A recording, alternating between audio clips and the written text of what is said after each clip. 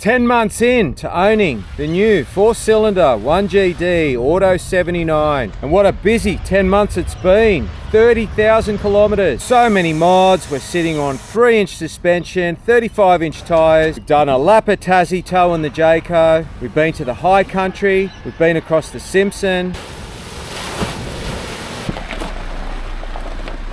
So in this video, we talk about a few things on that vehicle, bit of maintenance on bullet truck. So this time, just a little bit of maintenance. Starting here with the 30,000k service, we're doing the 8.2 litre oil change. When your air filter's in that type of condition from dirt road driving, etc., the one thing that always gets neglected is the air conditioning filter. So when we were traveling, this vomit bag must have slipped out of the glove box, and I wondered why my aircon wasn't so great of late. That's like the time the Frisbee got sucked into the pool filter and stopped the pumps from working. Not that anyone in the family does get car sick, but in Tassie, up the mountains, Nicholas playing on his iPad, he did feel a bit nauseous at one point, so we decided to put some in the glove box. And there's a little push button thingamajiggy. So you got to undo that bit of hose, then you drop that out of the way. So you unclick it on the driver's side, but it gets overlooked a lot. But that is cactus full of dust. Look at it all. Definitely, you don't put it that way. That's what the up means. So you fold it down to come out, clean that under the tap and let it dry in the sun. And then with the vomit bag gone, we might get some decent aircon again. It's been such an honest, reliable vehicle. One thing I found with this 4-cylinder is see the colour of the oil. So with the VDJs, it stayed really clean for a long time. I'll drive 100 kilometres on this and it'll be black, just like you saw it coming out with the 4-cylinder. I'm not sure if it's to do with viscosity because it's a 0W20, whereas the VDJs take a 5W30. The reason I don't use Penrite in this motor at the moment is for the warranty. So I've showed you guys before, you've got 1.5 litre markers. So with the filter, we need a full bottle, which is 5 litres, and then 3.2. Then the spare, we put in another bottle and keep it. It's not using oil at the moment, at all. So we're down to the 2 litre mark, so we've put in 8 litres. So we've got to put 200 ml more. So I normally just go a little bit more than halfway. My only complaint of the whole car are the brakes. I mean, my BMX stops better than it, and it's got plastic tufts. So we're going to be going in there to do the bearings. So I'm going to change pads. We've got new discs, and hopefully we get it to stop as good as Amelia's BMX, which has got the aluminium rims. But in all honesty, coming back from the Wattigans last weekend, we really struggled to pull up when we got to the bottom of the hill. I mean, these brakes really are a joke. Hopefully we can get them a lot better than what we've got them at the moment. Otherwise we will look into upgrades. So much of that 30,000 Ks towing.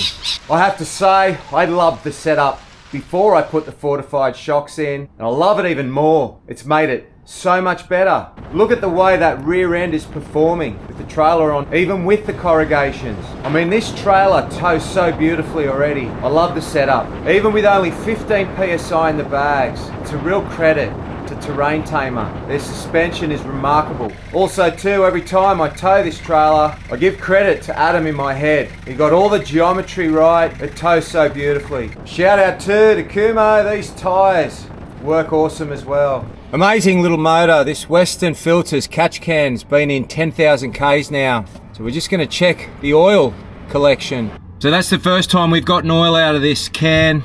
So the filter's obviously now soaked up all the fumes. You owe it to your motor to put one of these cans on. Crazy. Another thing that I haven't had time to do, but it's on the list, is replace all these rubbers, the pins and the bushes on the rear parabolics. So Terrain Tamer have given us all the parts to do this. I'm just looking for the time. But in the meantime, we're going to use some of this Penrite lithium grease and try and get it in amongst the silencer pads on the parabolics, both ends, and see if that'll stop the squeak that's starting to come back. I'd hate to have something like this again, towing bullet trucks up to where we're going. So my review overall, now this has been a beast of a vehicle.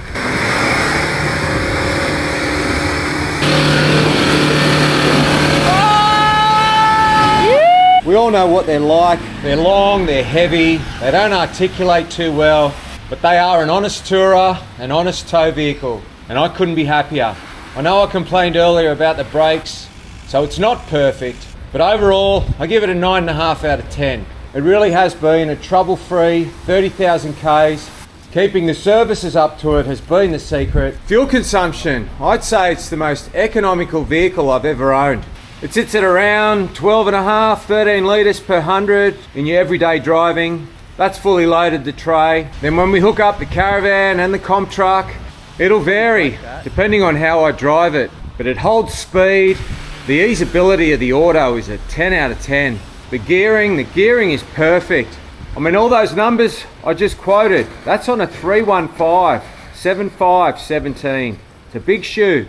And it does all that with no mods to the motor. Now we go onto the dark side and have a look at what it takes to keep a comp truck happy. Bullet's really playing hard to get on the trailer today.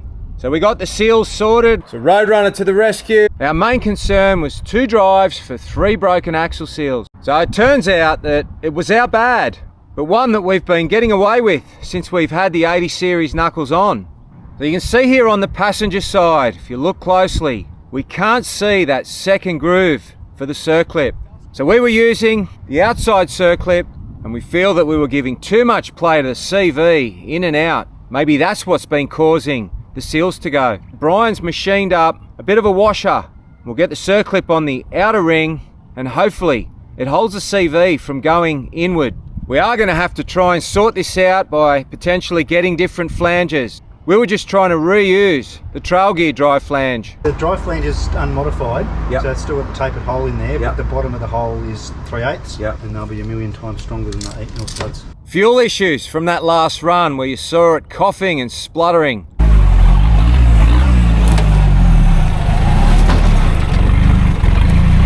So changing the filter, we find so much stuff that does not belong in there.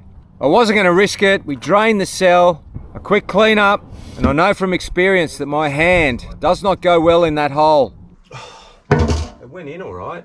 So a very, very needed filter change. And the beauty of my setup is that 12 volt pump with the flick of a switch, no priming needed. I've got to sort out this transfer hitting the cross member or we're going to have a hole by the end of the weekend. So we established last video the transfer case knocking the cross member. The problem is this back mount has been flogged out. You can see the big gap in there where I've got the screwdriver. So the case has fallen. You can see the rubber on that one, it's still holding. Well, that one's new. And when we put the double cases back together, I chose to take out the solid trail gear one and put back a Toyota one. Now with no time to pull it all out and change mounts, a little bit of carpentry, we're going to cut up some hardwood packers. We need one for the battery in any case, and I'm hoping that the softer surface between the two metals, we're not looking for a transfer case on our drive home, having rubbed a hole through it, which would have been the case. Have a look here, you can see the aluminium files starting to appear. And also too, what's this? Last second I notice power steer fluid coming out of the main hose. And the EFS springs that Mark reset that you saw last episode, they're looking mighty tall in the front. Not ideal, but generally reset springs will come down with a bit of force on them quite quickly. So we're hoping for that. I'm actually going to winch the front of the truck down onto the trailer overnight, and then the duration of the run up to where we're going, hoping that we do flatten them just that little bit. So we stopped to get some diesel for both vehicles, and we are rolling the dice on a few things on Bullet Truck. Some band-aid fixes for this run, but I didn't allow for a tyre to be flat. So this tyre's been going down. I'll air it up now because I don't think the spare is the same diameter. So that'll be last choice to use that. We've got a dirt road to hit. Very steep hill. So we've hit the hill, we've started the ascend. First time towing too on the new shocks. And it's made an awesome tow rig, even more awesomer. Is that a word? No. I have to say the lithium grease worked magic on the rear springs. They have been so silent. Here's a bit of footage of Bullet on that run. And if you're interested in your rock crawling, join us next week. We'll have a full episode with 8 other modified vehicles. We're home. It's the next day. That passenger wheel seems dryish. We haven't got oil running down there, or do we? Is that a drip? The driver's side, there is oil residue everywhere. We're gonna have to open it back up. Hopefully that fixes the high tide mark I've got on here. So over time it's become non-sealed. The water's getting in, and then on those big angles, diesel's coming out. So looking at this, it looks like we're gonna have to replace the whole ring. So they're welded in from behind. Now I'm not gonna take any chances in contaminating the fuel that's already in there. We'll drain the cell again. Okay, so the old rings in this cell, you can see there the bolt's spinning. So I've got to somehow get my hand inside to hold the bolt while I undo the nut. Oh, this isn't going to be 5 minutes. Almost halfway. Have a look at him! Didn't drop one thing in there, but I am going to have to clean it because there's lots of debris. But I think the hole's a bit bigger now, so my arm will fit in there with a rag. Okay, so that there is the float. If I was running a gauge, I might actually silicone that up or put a piece of aluminium on there and silicone it on. So I don't know how watertight that would be too. Look at that, my hand fits in nice now. So we'll clean all that up, we'll get the new one on, and we'll be off.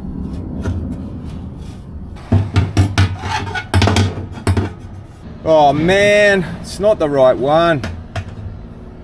Oh, now we're in trouble. Hopefully that keeps the rain out. So I feel like we dodged a bullet, but then I look at the ground. This has only been here an hour. I took it off the trailer an hour ago. So I've got oil coming from, that's tight. I've got oil coming from there. So have we damaged the housing? Normally when I'm taking this off, it means carnage. But this time, just a little bit of maintenance. Yeah, so, yeah, I don't know. We might, it's actually not that old. We might put the trail gear solid one back on here. Oh, look at that. We'll wipe it up, clean it, and just see if it does leak. You can see where the two collide. So the back case has just been resting there for a while now.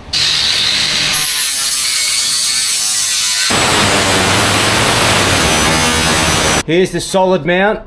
That's a brand new one. And I'm hoping, having just taken that little corner off, if it does want to jiggle around, which this won't let it. This is solid. The problem with solid is they're noisy.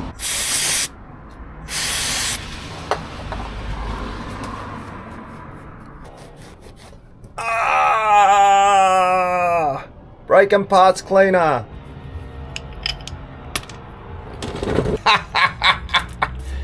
We've put bigger bolts into the box, so we're gonna have to drill these bigger. Oh my goodness. Yeah, thanks to Western, I've got the drill bits.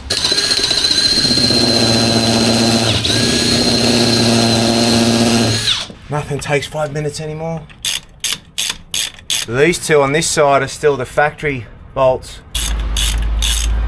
While we're in here, we'll get some grease in that uni. Very easy to get to now.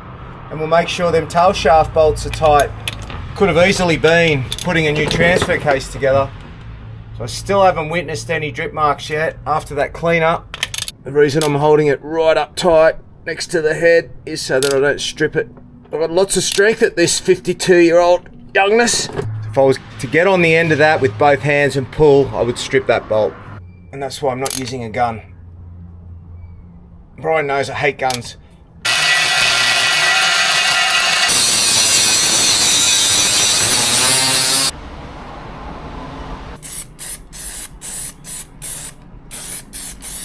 So it seems as though we can't run anything cool like that nozzle on this age cell, so it's too old. For some reason they changed the stud pattern, who knows why. But what we were able to get is a new cap. So you can see the lip on the new cap, as opposed to this one, which is there, but it's just folded down, it's gone hard. so it won't come back down to seal. So the old one in the locked position, you can see that free play. So that's letting water in and diesel out. And then the new one, so I was hoping that we haven't damaged this ring here, but it seems as though, well look, it seems as though I don't have a choice. I mean, these cells are so expensive now. So we lock this one and there's no play up and down. You'd like to think that water sitting in there won't get in, and then diesel trying to get out won't get out. The problem we do have is that's the gasket that sits between this and the cell. So any water that sits on the cell may capillary back in. And I mean, that gasket is cactus. We'll need to use some Sikaflex to make our own gasket now. So with a fair bit of rain on its way, we need to get this sorted before I cover it. The last chance to clean it, well, I can get my hand in there. I'm happy enough with it. Just hopefully we don't drop too much debris in there now. Got to feed this bottom plate through first. What we're going to do, we're going to put some Sikaflex on the underside of this to make a gasket, basically. So I don't want to put too much on, because in 10 years time, Nicholas will be cursing when he has to pull it all out again. Can't believe it, I dropped the last one. We're a good magnet. Comes in handy in the toolkit. Not the easiest thing for somebody with such big hands.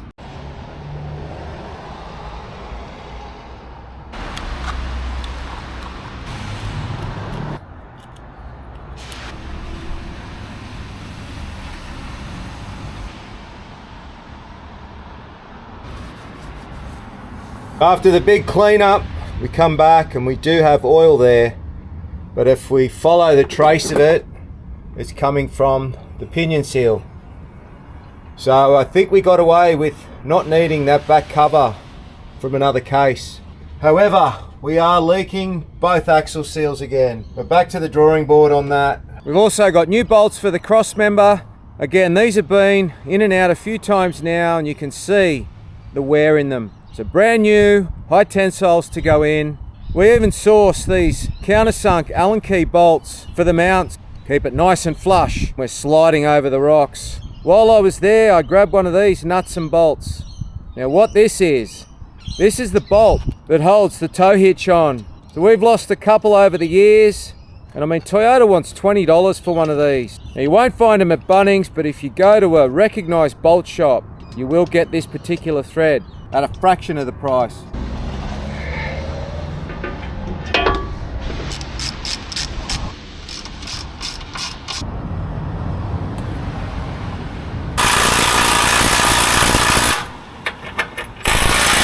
Yee-hoo! Daylight. There won't be any touching now.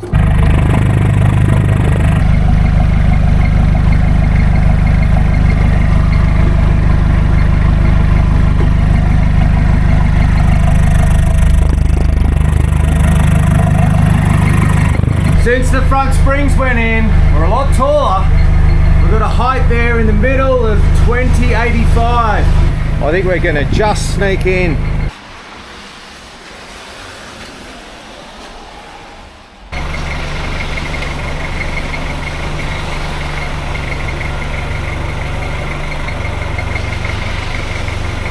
A little bit of shifting around, and look at that. I've even got a passageway to any material I might need. Mum always said, when you finish playing with your toys, you got to pack them away. So that's all she wrote. I hope you enjoyed this episode. And remember, as I said, we've got a rock crawling special coming up next week.